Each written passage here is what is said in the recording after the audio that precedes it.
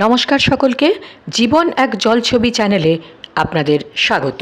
আজকে জানবো এক মেয়ের কথা। দেখাশোনা করেই নিজেদের ডাক্তার মেয়ের বিয়ে দিয়েছিলেন বাবা মা। শ্বশুরবাড়ি খুবই অবস্থাপন্ন, বিরাট বাড়ি, দামি দামি বিদেশি গাড়ি। বিয়ের পর সব কিছু ঠিকঠাকই চলছিল, কিন্তু গোল বাঁধল যখন মেয়ে দেখত প্রতিদিনই শ্বশুর, শাশুড়ি এবং তার স্বামী একসঙ্গে দামি গাড়ি করে কাজে বেরোতেন এবং ফিরেও আসতেন একসঙ্গে।